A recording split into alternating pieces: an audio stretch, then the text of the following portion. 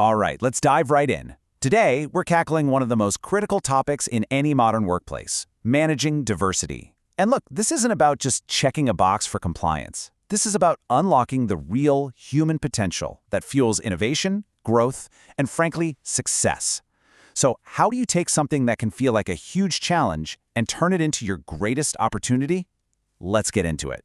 First, let me ask you a question. Just think about it for a second. What's the one thing, the common thread, that runs through every single organization out there? I'm talking Google, a tiny startup, a massive nonprofit like Goodwill. What do they all have in common? Yep, it's that simple. People. No matter the industry, no matter the size, it's always people who get the work done. And that's exactly where our focus is going to be today. So here's how we're going to break it all down. First, we'll look at the new reality of work today. Then, we'll dig into this idea of diversity as both a challenge and an opportunity. We'll zoom right in on the individual experience, talk about what it actually takes to lead a diverse team, and finally, tie it all together with culture, ethics, and what it means for success on a global scale. Okay, first up, work's new reality. And the main point here is simple but crucial. Diversity isn't some far-off goal we're working towards. It's here. It's the reality of the workforce right now. Let's put some numbers to this to see what I mean. And just to show you this isn't some new trend, we're going to rewind all the way back to 2007. Even then, look at this breakdown of the U.S. workforce. Women were nearly half, and you had significant percentages of African American, Hispanic, and Asian workers, plus a huge 16% who were foreign-born. Now, if that was the case over a decade ago, you can just imagine what it looks like today. This isn't a fad. It's the foundation of modern business. So that brings us to the big question, right? Is all this diversity a challenge we just have to deal with? Or is it a massive opportunity waiting to be unlocked? Well, it turns out it's really two sides of the same coin. This slide really lays it all out. The benefits? They're huge. We're talking higher creativity, better service for a diverse customer base, but the challenges are just as real, and they're deeply human. We have this natural, subconscious tendency called the similarity attraction phenomenon. Basically, we're drawn to people who are like us, and if you're not careful, that can create these invisible divides or fault lines inside a team, which can lead to stereotyping and mistrust. And the cost of getting this wrong? It's staggering. Again, let's go back to 2008 for a snapshot. Over 95,000 discrimination complaints were filed in the U.S. that year alone. And you have to remember, that's just the tip of the iceberg. Those are only the cases that got officially reported. It's a powerful reminder of the very real price, both financial and human, when diversity isn't managed well. So, what's happening underneath all this? Well, a great way to think about it is like an iceberg. What you see above the water is surface-level diversity, things like race, gender, age. But the huge, powerful part of the iceberg is underwater. That's deep-level diversity, our values, our beliefs, our attitudes. The real danger is when we make assumptions about that deep, hidden part based only on the little bit we see on the surface. That's the mental shortcut that leads straight to bias.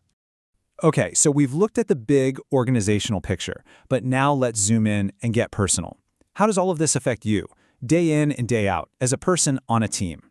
You know, at the end of the day, how we act at work really boils down to how we feel about it. And there are two key feelings or attitudes that drive almost everything. Job satisfaction, as in, do you actually like your job? And organizational commitment. Do you feel genuinely connected to your company? These aren't just fluffy, feel-good ideas. They directly predict your performance and whether you're going to stay or start looking for something new. And there's this really cool concept that measures this positive energy. It's called vigor. Think of it as your psychological gas tank at work. Do you have that physical strength, that emotional energy, and that mental sharpness to really bring your A game? When someone has high vigor, that's a huge sign that they're engaged and thriving. And check this out, this is where it gets incredibly relevant for how we work today. Recent research found that positive leadership gives a massive boost to our vigor. But here's the real kicker. That boost is even stronger when people are working from home. So in our new hybrid world, the quality of a leader's interactions is more important than ever for keeping people energized and well. All right, so if that's the goal, to create this energized, engaged workforce, how do we actually do it? This gets us to the core of the solution. How do you lead in a way that truly unlocks all that amazing potential? You know, let's look at a real-world example. Goodwill Industries. For more than 100 years, they've made diversity the absolute heart of their mission. They built an entire organization where people from every imaginable background, with different abilities and experiences, are not just included, but are truly valued. It's a perfect case study in how doing good is an incredible business strategy. So what does this positive leadership that builds vigor actually look like? Well, it's probably not what you're thinking. It's less about big motivational speeches and more about small, consistent, positive actions. I'm talking about things as simple as genuinely praising someone's work, a personal thank you, or just jumping in to help someone who's having a tough day. The takeaway here is that these tiny behaviors create a huge impact on your team's energy. So here's a practical playbook for how to make this happen. 1. It all starts with building a culture where respect is totally non-negotiable. 2. You have to make managers accountable. It needs to be a real part of their job performance, not just a nice idea. 3. Training is essential, but it has to be good, ongoing training, not a one-time workshop that everyone forgets. And 4. You have to look at your front door. Are your recruitment practices truly fair and designed to bring in the best talent from everywhere? Okay, to wrap things up, let's zoom out one last time to the global stage. Because in today's world, diversity isn't just about the people in your office, it's about navigating a whole world of different cultures and ethics. As soon as your business crosses a border, the rules of the game change. Understanding national culture stops being a soft skill and becomes an absolute business necessity. What motivates a team in one country could completely backfire in another. Your success really depends on your cultural intelligence. And one of the most powerful frameworks for this is Hofstede's cultural dimensions. It gives us a way to talk about how cultures differ. For example, in a highly individualistic culture like the US, you'd praise a star employee in front of everyone. But try that in a more collectivist culture, and you might actually embarrass them. Praising the whole team would be way more effective. Understanding these dimensions, like how a culture sees power or deals with uncertainty, is a total game changer for any global leader. And as you navigate all these differences, there is one giant trap you have to avoid at all costs. It's called ethnocentrism. That's the belief that your way of doing things, your culture, is the best or only right way.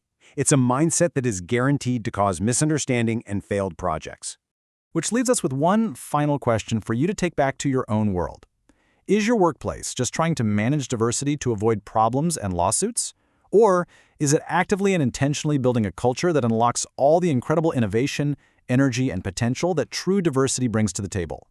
Because honestly, the answer to that question changes everything.